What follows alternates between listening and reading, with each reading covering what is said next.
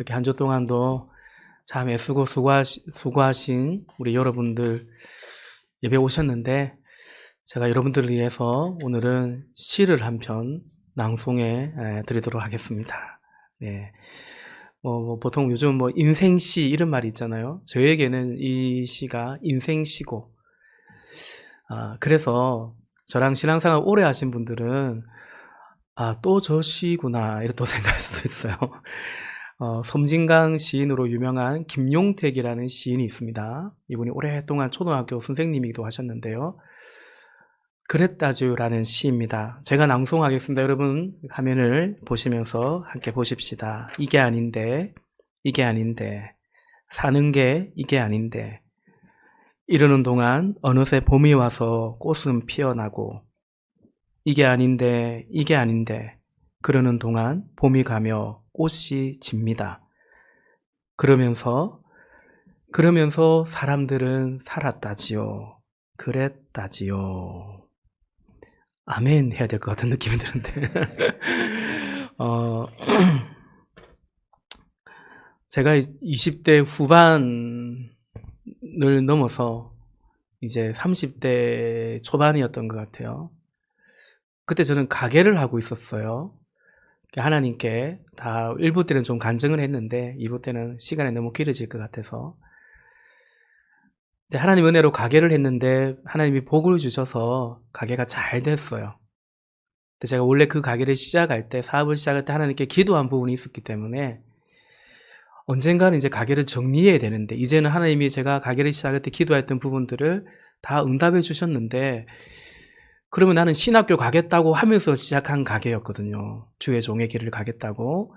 그런데 가게가 이제 안정적이고 거래처도 많아졌고, 그러니까 가게를 정리하지 않고 계속 했더랬습니다. 오히려 차량도 늘리고 배송하는 차량도 늘리고 직원도 더 뽑아가면서 8평으로 시작했던 가게가 한 2년 지나니까 72평으로 옮겼거든요.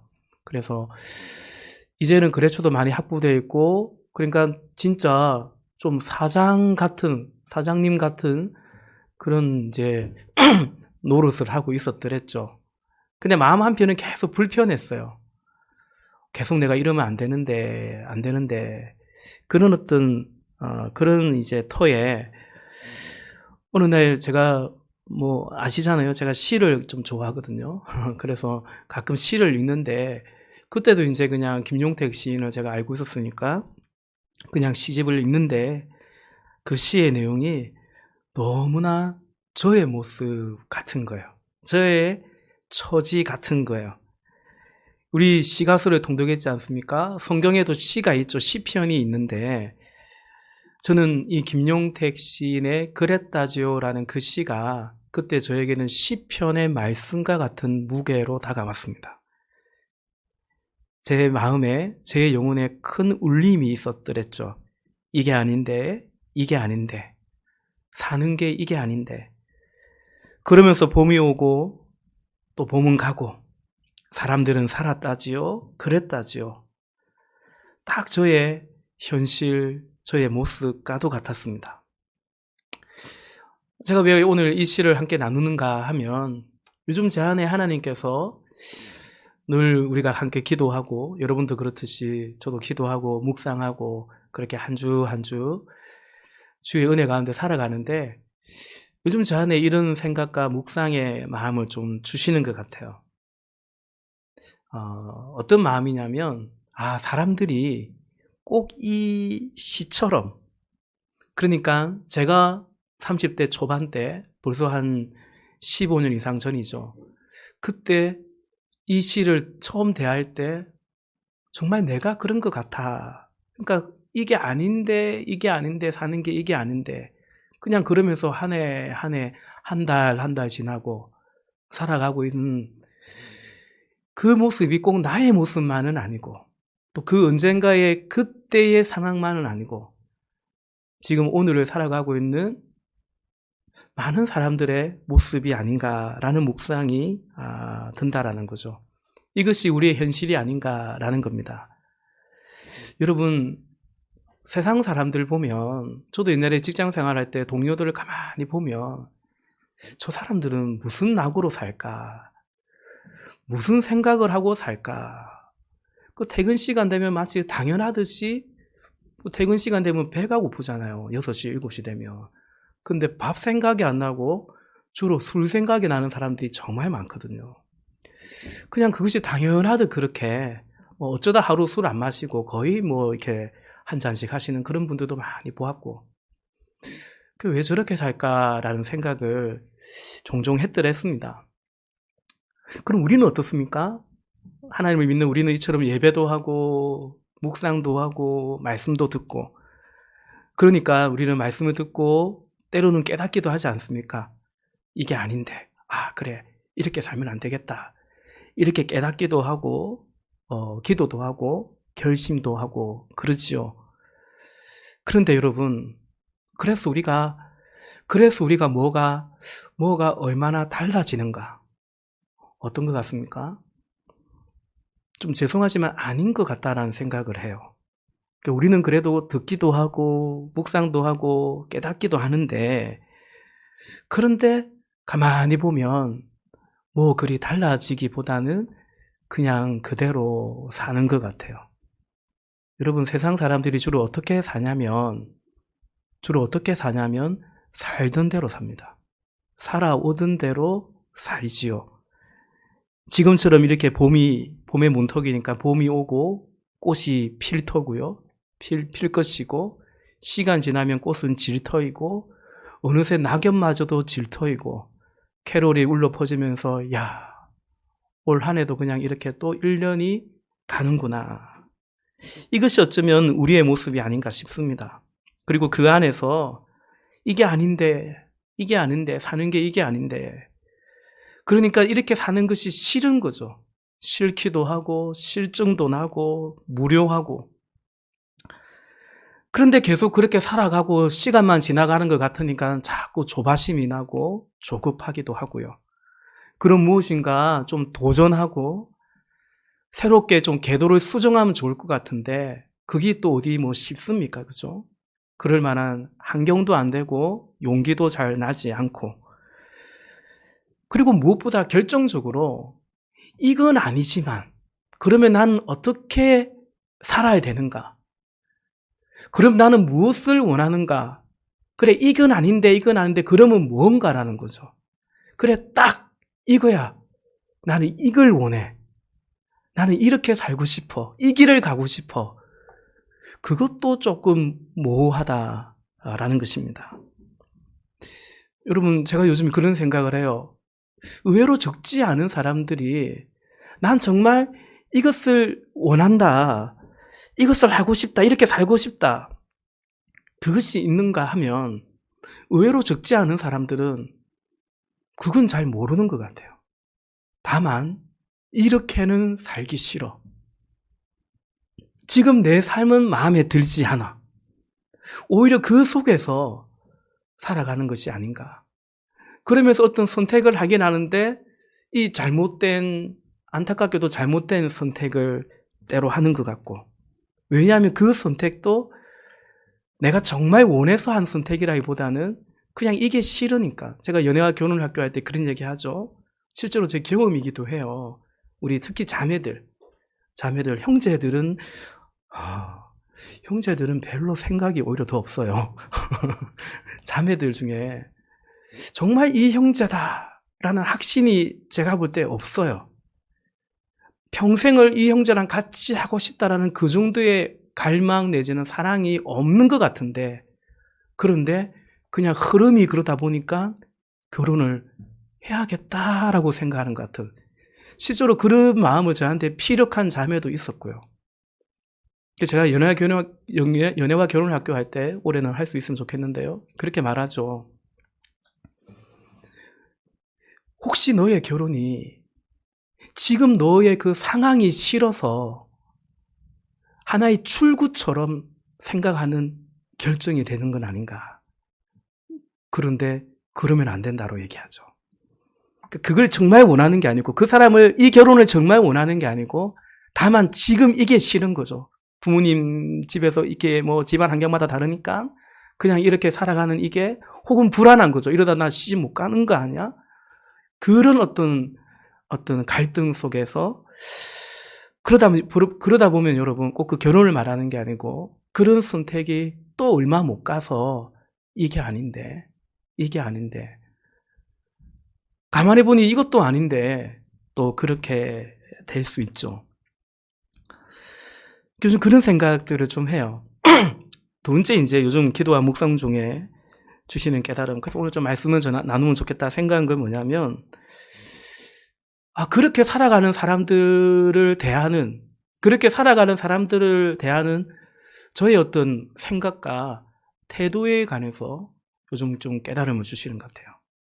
무슨 말이냐면 이렇게 우리가 예배하고 또 뭐 저든 전사님이든 누가 말씀을 이렇게 증거하면 주님이 은혜 주시면 그렇게 여러분이 말씀 앞에 반응하고 뭐 때로는 회개도 하고 이렇게 변해지죠.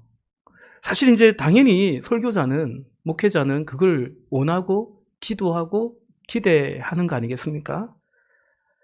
그런데 가만히 보면 그렇지 않은 것 같아.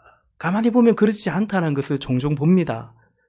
그냥 그대로인 것 같죠. 뭐 은혜 받은 것 같은데 기도하는 것 같은데 그냥 다시 옛길로 돌아가는 것 같고 그냥 살던 그 패턴대로 또 반복하는 것 같고 나한테 약속도 했는데 그 약속은 온데간데 없고 또 그냥 이전처럼 상담받기 전처럼 신방받기 전처럼 또 그런 것 같고 근데 그게 뭐 누군가가 그런 게 아니라 대체로 그냥 그렇게 살던 대로 살아오던 대로 살아가는 것 같다.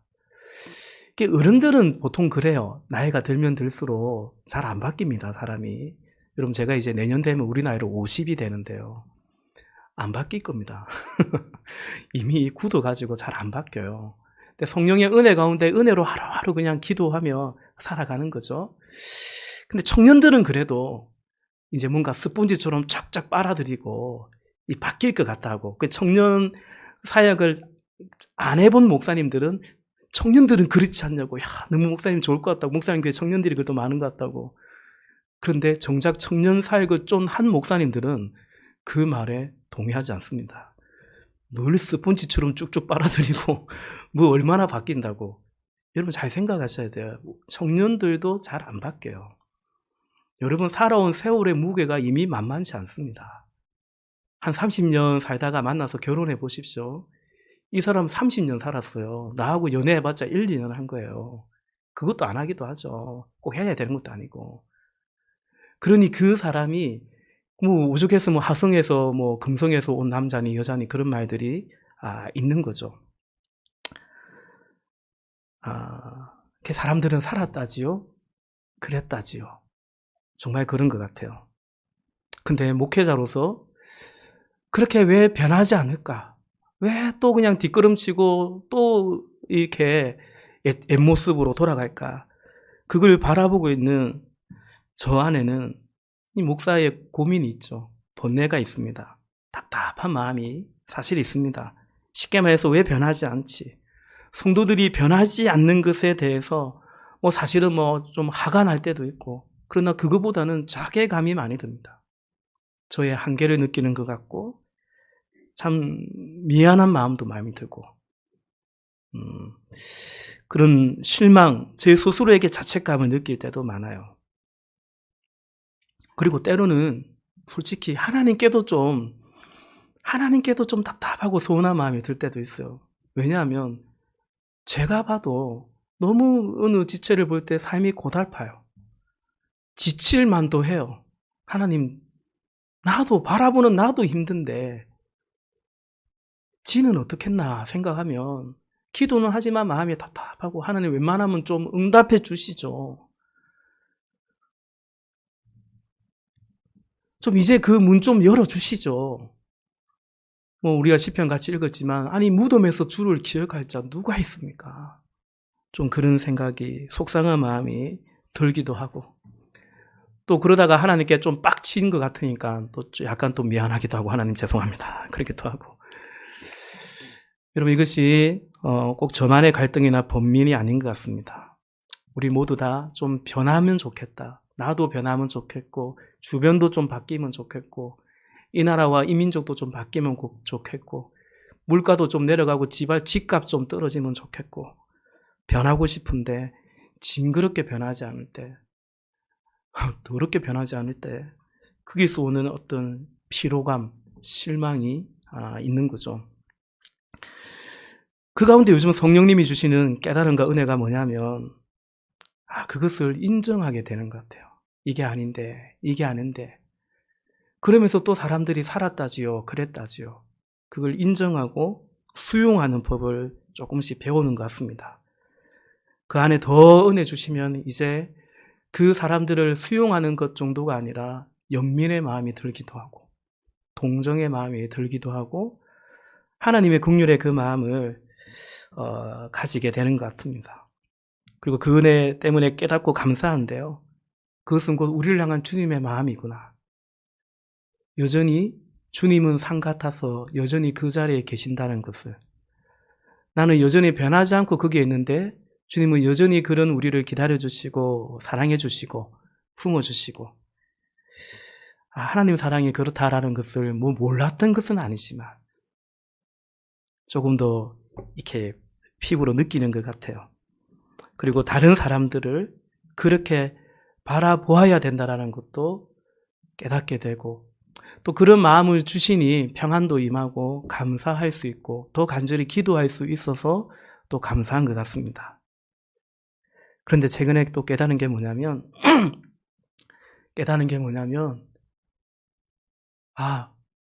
사실은 그게 변화구나. 그러니까 그런 나 자신에 대해서, 그런 사람들에 대해서 변하지 않는 것에 대해서 기다려주고 인정하고, 아니 그것이 하나님의 사랑이라는 것을, 그래서 그들에 대해서 연민의 마음을 갖고 동정의 마음을 갖는 그것이야말로 사실은 변화이구나. 그렇고 보니 제가 조금 생각이라도 마음이라도 조금 변했구나 라는 생각을 해보게 됩니다. 한심하다고, 너 왜 맨날 그대로 늘 살던 대로 그렇게 사냐고, 한심하다고, 실패자라고 몰아세우지 않고 그냥 그대로 바라봐주고 기다려주고 옆에 있어주는 그것이 말로 하나님이 우리에게 주시는 은혜이고, 그게 변화라면 변화구나, 그것이 목회구나 라는 것을 조금 깨닫게 되는 것 같습니다. 저는 이제 설교하면 이렇게 예배드리고 은혜는 하나님이 주시는 거지만 제가 말씀을 잘 준비해서 말씀을 전하면 여러분이 막 뒤집어지고 그래요. 내가 내 삶을 이제 청산하고 다 끊고 이제 말씀에 순종해서 막 어떤 그런 어떤 판타지 같은 걸 제가, 우리 모든 이제 거의 사역자들이 처음엔 그런 생각을 하죠. 그러다가 그게 아니구나 절망하다가 이제는 그러지 않는 것을 인내해야 되고 바라봐 주는 것이 그게 진짜 목회구나라는 것을 깨닫게 됩니다. 그런데 여러분, 저도 마찬가지죠. 제가 그래요. 마찬가지라면 괜히 여러분과 저를 같이 한 거니까. 저도 깨닫지만 또 그렇게 사는 것 같지는 또 않아요. 애쓰는 거죠. 그러니까 깨닫지만 주님 은혜 주시면 그런 마음속에 있지만 어쨌든 그렇게 살아가려고 애를 써가는 거죠. 우리가 서로 그렇게 오늘 제가 말씀 나눈 것처럼 그런 이해 속에서 우리에게도 그런 하나님의 은혜가 또 정말 나 자신과 그 누군가를 그렇게 바라봐 줄 수 있는 그런 변화가 있기를 간곡히 부탁을 합니다. 사랑하는 형제자매 여러분, 오늘도 성령께서 여러분 우리의 생각과 마음을 만져주시기를 기도하는 거죠. 그랬다지요, 살았다지요. 그것이 우리의 모습이라면 여러분, 그럼에도 우리가 그 속에서 우리가 어찌하든지 간에 예수님을 닮고자, 하나님의, 우리의 주 되신 그 하나님의 통치 속에 살아가고자 우리는 애써 가야 되지 않겠습니까? 비록 속도는 좀 더딜지라도 뭔가 좀 하는 것 같다가 또 주저앉는 것 같고 그러는 실패, 그것이 반복이라고 할지라도 어쨌든 간에 그래서 더딜지라도 방향은 그렇게 잡아가야 되는 거죠. 주님 알아가고 주님 닮아가기를 바라는 거죠. 오늘 우리 그런 생각 속에서 그런 변화를 이제 사모하면서 몇 가지 말씀을 좀 나누고 싶어요. 본문 속에서. 첫째는 마귀를 닮아가지 않도록 우리가 주님을 닮아가야죠. 그런데 마귀를 닮아가지 않도록 조심하자, 주의하자 말씀드리고 싶어요. 오늘 본문에 예수님이 해당해서 말씀을 가르치시는데 그 안에 귀신 들린 사람이 있는 거예요. 크게 소리를 지릅니다. 그 사람의 입에서 나온 소리지만 사실은 귀신이 하는 소리죠. 33절, 본문 33절과 34절 우리 같이 읽겠습니다. 시작. 해당에 더러운 귀신 들린 사람이 있어 크게 소리 질러 이르되 아 나사렛 예수여 있나이까? 우리를 멸하러 왔나이까? 나는 당신이 누구인지를 아노니 하나님의 거룩한 자니이다. 아멘. 여러분 마귀는 예수님이 누군 줄 아는 거죠. 내가 당신이 누군 줄 아는데 하나님의 거룩한 자라고 말해요. 여러분 이때 예수님의 이 본문의 이때는 뭐 세례 요한 정도 아니고서는 예수님이 누군지 모르죠.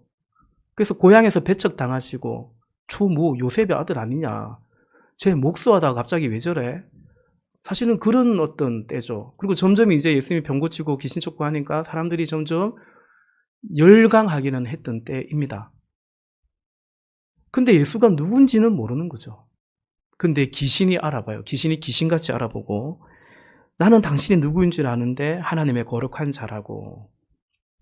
근데 여러분 예수님을 그렇게 하나님의 거룩한 자라고 알지만 이 귀신은 어떤 귀신이에요? 33절에 보니까 더러운 귀신이에요. 하나님이 거룩한 걸 알지만 귀신은 더러운 귀신인 거죠. 35절입니다.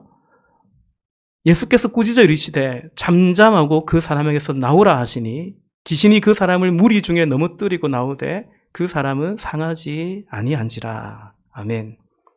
예수님이 귀신에게 명령합니다. 꾸짖습니다. 잠잠하고 그 입 다물라. 잠잠하고 그 귀신 그 사람에게서 나오라 하니까 그럼 잠잠하게 나가야 될 거 아니에요. 어떻게 나갑니까? 무리 중에 넘어뜨리고. 병행 본문이 마가복음 1장에 보면 큰 소리를 지르며 나갔다라는 거죠. 나가긴 나가요. 온전히 순종하지 않는 거죠. 사실상 불순종이죠. 여러분 마귀는 하나님을 알지만 거룩하신 하나님이라고 제가 새벽에도 그런 말씀 드린 적이 있지만 근데 마귀는 그 하나님과 예수님과 자신을 철저하게 분리시켜 버리는 겁니다. 자기는 여전히 더러운 귀신이죠. 여러분 좀 비하게 될지 모르겠지만 우리가 이렇게 마귀를 닮으면 안 됩니다. 야고보서 1장 22절 말씀에 보면 너희는 말씀을 행하는 자가 되고 듣기만 하여 자신을 속이는 자가 되지 말라 말씀합니다. 말씀을 듣는데 말씀대로 살지는 않는 거죠. 살려고도 하지 않는 거죠. 듣기는 들어요. 듣기만 하고 자신을 속이는 자가 되지 말라고 말씀합니다. 여러분 그렇습니다. 말씀을 듣기는 하는데 또 깨닫기도 하는데 그냥 그대로 살려고 하는 의지조차 없어지면 말씀하신 하나님께도 합당하지 않은 거죠. 어쩌면 기만하는 거죠.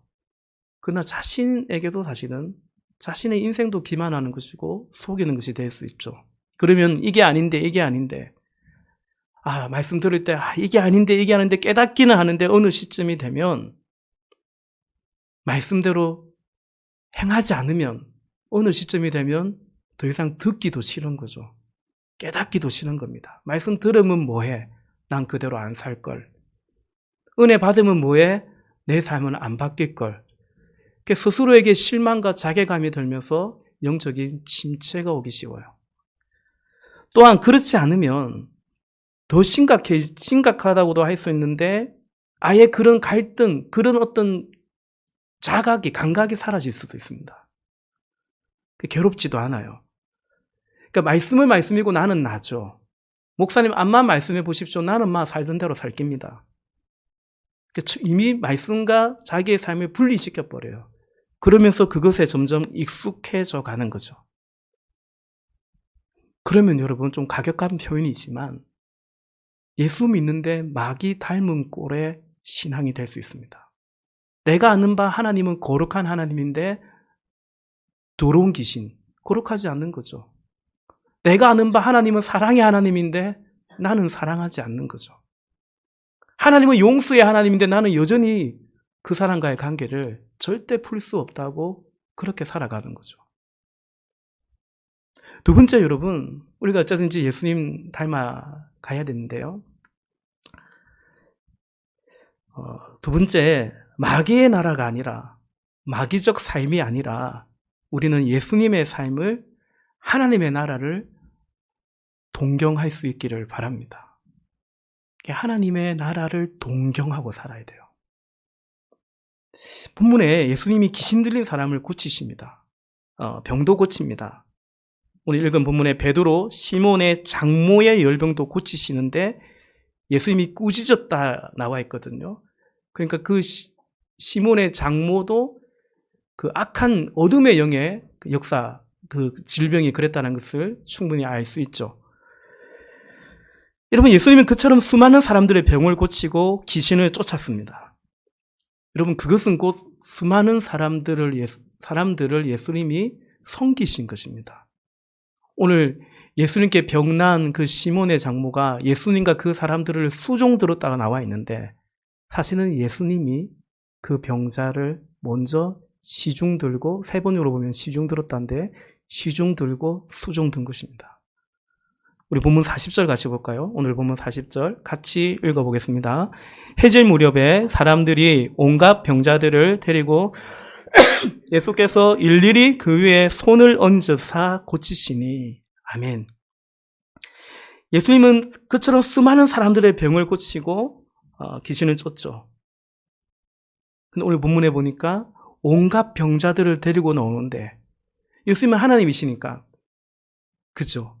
그냥 고침받아라. 나음을 입을지어다. 나을지어다. 장풍! 이렇게 해서 싹 병 떠나가고, 그럴 수도 있지 않겠습니까? 근데 오늘 본문에 보면 그 수많은 온갖 병자들을 예수님께서 일일이 손을 얹으시고, 한 사람 한 사람에게 온 혼신의 마음을 다하고, 그렇게 병을 고치셨다라는 거죠. 제가 아는 한의사 선생님이 있어요. 침을 정말 잘 놓으세요. 환자가 몇 달 전에 예약 안 하면 아예 진료를 못 받아요. 저도 이전에 그분에게 이제 발목도 치료받고, 저희 어머니 허리도 치료받고, 근데 그분이 벌써 소천하셨어요. 예, 하늘나라 가셨어요. 근데 제가 본 그 한의사님은 늘 피곤에 쩔어 보였어요. 근데 실제로 저도 들은 얘기긴 합니다만은, 정말 침을 제대로 놓는 한의사 선생님들은 그 기가 빠져나간다 하거든요. 그 기가. 여러분, 사람을 수술하는 닥터가 그게 쉽겠습니까? 그죠? 온 신경을, 그 체력을 다 쏟아야지만. 그래서 보통 장시간 수술하는 외과 의사들은 자기 관리가 안 하고는 할 수가 없고, 체력으로도 할 수가 없는 거죠. 그만큼 에너지가 들어가는 건데. 물론 그들은 이제 그게 직업이니까, 또 생계니까. 근데 예수님은 아무 대가받지 아니하시고 그 온갖 병자들을 일일이 손을 얹고 고치셨습니다. 혼신을 다해 고치고 병자들을 섬겼죠. 예수님은 아예 당신이 이 땅에 오신 것을, 인자가 온 것은 섬김을 받으려 함이 아니라 섬기려 하고, 어디까지 섬기냐면 자기 목숨을 대속물로, 목숨을 주시기까지 섬기려 함이었다 말씀하시죠. 그럼 마귀는 어떻게 합니까? 사람들에게 마귀는 어떻게 합니까? 마귀가 지배하는 그 나라는 어떤 나라인가? 마귀는 사람을 장악해버립니다. 귀신 들렸다 그러죠.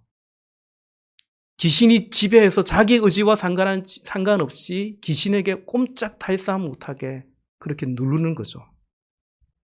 철저하게 그 힘에 굴복하게 하는 것입니다. 그것이 마귀이고, 더 나아가 마귀가 지배하는 예수님이 오신 그 세상, 오늘 우리가 살아가는 세상이 그러하다라는 것입니다. 비약이 아닙니다, 여러분. 이것은 비약이 아니고 분명히 아셔야 되는 하나님의 나라와 이 세상 나라에 대한 분명한 구별된 이해가 있어야 됩니다.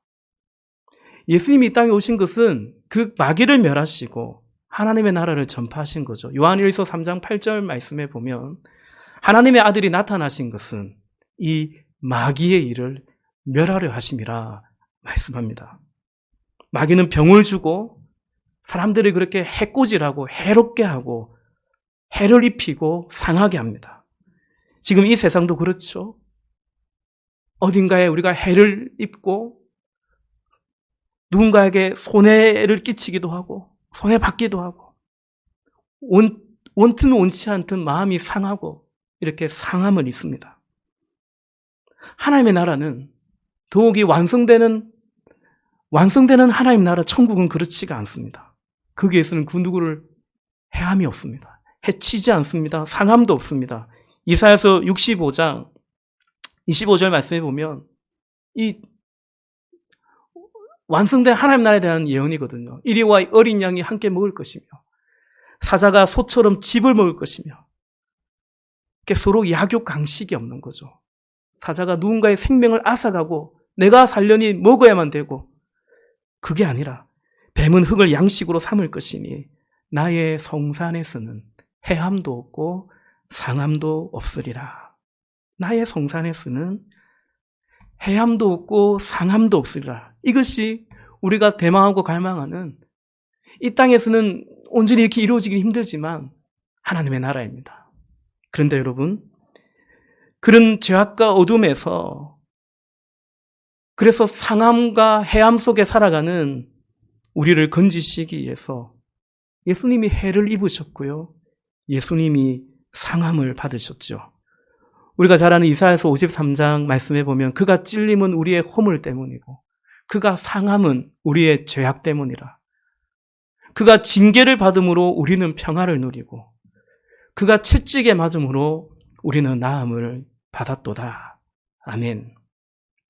우리가 그 하나님의 예수님의 은혜를, 그래서 그 은혜를 입고 그 예수님이 우리에게 주시고자 하는 그 하나님의 나라를 마땅히 동경하고 살아가야 될 터인데, 그러므로 여러분, 우리가 마귀적 삶을 동경하면 안 됩니다. 어떻게 하든지 힘이 있는 자가 되어서 나보다 힘 없는 자를 굴복시키는, 힘께나 쓸 수 있는 그런 인생이기를 바라는 거죠. 세상에는 그래서 그걸 역이라 그러죠. 체력, 물력, 재력, 권력, 군사력. 우리가 동경하는 삶은, 우리가 바라는 조국 대한민국은 그런 나라가 아니에요.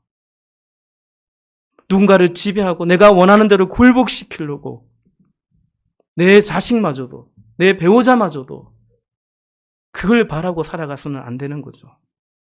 사랑한다고 해서 새의 날개를 꺾어서는 안 되는 것입니다. 마땅히 우리는 예수님 닮기를, 예수님처럼 섬기고 시중 들기를 사모해야 됩니다. 그래서 상하고 상한 영혼들을 감싸주고 고쳐줄 수 있기를. 우리가 서로가 다 그런 연약함이 있는데, 그러나 주님 은혜 주셨으니 주님 은혜 가운데 그런 삶을 동경해야 되는 거죠. 마귀의 나라가 아니라 하나님의 나라를 동경하고 살아야 됩니다. 우리가 자칫 잘못하면 하나님께 기도해서 그런 마귀의 나라 같은 삶을 살려고 할 수 있기 때문에, 그래서 여러분, 우리에게 정말 필요한 것은 하나님과의 그런 교제의 시간이에요. 예배가 중요하고요. 묵상이 너무나 중요합니다. 마지막으로 본문 42절 제가 읽겠습니다. 날이 밝음에 예수께서 나오사 한적한 곳에 가시니 무리가 찾다가 만나서 자기들에게서 떠나지 못하시게 만류하려 하매, 43절 예수께서 이르시되 내가 다른 동네들에서도 하나님의 나라 복음을 전하여야 하리니 나는 이 일을 위해 보내심을 받았노라 하시고 갈릴리 여러 회당에서 전도하시더라. 아멘. 사람들을 섬기신, 일일이 손을 얹고 고치신 예수님, 그 예수님은 그 다음날의 하루의 시작을 사람들에게서 떠나는 것으로 그 하루를 시작하셨습니다. 42절에 날이 밝음에 예수께서 나오셔서 제자들에게서 사람들에게서 나오셔서 한적한 곳에 가셨습니다. 사람과의 격리를 통해서 하나님과의 시간을 가지셨고, 그렇게 하나님과의 독대의 시간을 가지신 예수님은 그 하루를 계속 그렇게만 산 것은 아니고 다시 사람들 속으로 들어가셨죠. 세상 속에 살아가셨죠. 우리가 그렇게 사는 것처럼. 그러나 그 세상 속에서 세상 나라의 사람으로 살지 않았고, 사람들의 사람으로 살지 않았고, 하나님의 아들로 하나님의 나라의 삶을 살아가셨던 것입니다. 사람들은 예수님 좋아하고 좋다고 붙잡지만 예수님은 그런 사람들의 어떤 인기나 사람들의 어떤 그런 호응이나 그런 성공이 아니라 사명을 따라서 나는 하나님 나라의 복음을 전하여야 될 것이다. 또 다른 동네에도 가자. 그렇게 주님 가실 길을 가신 거죠. 여러분, 그러므로 우리가 세상 속에 살아갈 때 마귀에게 딸려가지 않으려면 진정 변화된 삶을 우리가 그래도 조금씩 그렇게 살아가기 위해서 우리에게 정말 필요한 것은 오늘 본문에 나오는 것처럼 한적한 곳입니다. 고요한 시간입니다. 그 오늘이라는 예배라는 책을 여러분 정말 강추드립니다. 그 책에 이런 내용들이 아주 소생하게 너무 잘 적어 놓은 것 같습니다. 네, 설교가 길면 안 되는데 이게 아닌데. 네. 여러분, 우리가 기도할 때, 묵상할 때 마지막 하나만 더 말씀드리면 바른 태도가 중요합니다. 그래서 예배가 너무 중요해요. 기도도 좋고 다 좋지만 예배는 그렇습니다. 제가 청년부 사역할 때 언젠가 어느 지체에게 그런 말을 한 적이 있습니다. 너는 예배는 없고 기도만 있는 것 같다. 너가 기도를 하는데 근데 너에게 예배는 없는 것 같다. 여러분, 하나님이 우리의 예배의 대상은 아니고 그저 나의 기도의 대상만 되면 안 됩니다. 하나님께 간절함은 있는데 정작 하나님을 사랑하지는 않는 신앙, 하나님의 도우심을 잊고 이루고 싶은 꿈은 있는데 하나님의 나라, 하나님의 뜻에는 관심이 없는 그런 신앙이면 안 되는 거죠. 그러면 하나님을 내가 만든 신으로 여기는 겁니다. 무서운 것은 여러분, 그가 기도를 열심히 하기 때문에 종교적으로 보면 아주 신앙이 오히려 열심히 보이고 좋아 보일 수도 있다라는 거죠. 말씀을 맺겠습니다. 여러분, 기다려주시며 사랑하시는, 여전히 주님은 산 같아서 여전히 그 자리에 계시고, 근데 또 우리는 무슨 또 산이라고 여전히 변하지 않고 또 그 자리에 있는 것 같은, 근데 여전히 우리가 아직 죄인 됐을 때 우리를 사랑하셨던 그 주님이, 아직 우리가 경건하지 않았을 때 우리를 사랑하셨던 로마서 5장 말씀처럼, 우리가 연약할 때 우리를 사랑하시고 우리가 하나님과 원수되었을 때 그때 우리를 사랑하신 그 하나님은 여전히 우리를 사랑하시는 거죠. 그 주님을 바라볼 수 있기를 바랍니다. 그 주님의 마음과 주님을 닮기를 사모해서 혹여라도 마귀 닮은 꼴이 될까 주의하고 조심하면서, 하나님 믿는다고 하는데 정작 내 삶에 마귀 나라 같은 나라를 동경하지 말고 예수님을 닮고 예수의 통치를, 그분이 정말 나의 주가 되고 주가 될 때 얼마나 기쁘고 참 자유한지. 여러분, 예수님은 우리의 주님이시지만 귀신처럼 우리를 지배하지는 않잖아요. 우리에겐 자유가 있지 않습니까? 더 자유하지 않습니까? 저는 믿지 않는 가정에서 자랐기 때문에 그 이른바 미신 속에 얼마나 사람들이 갇혀 지내는지를 저는 사실은 잘 압니다. 방향도 따져야 되고요, 날도 따져야 되고요. 예수 믿으면 얼마나 좋아요. 우리가 주의를 구별하고 구별된 삶을 살려고 애쓰지만 그러나 그런 건 아니죠. 두려워서가 아니죠. 그 주님의 통치를 사모하며 살아가는. 그래서 여러분, 우리 역시도 살았다지요. 그랬다지요. 어떻게 해요?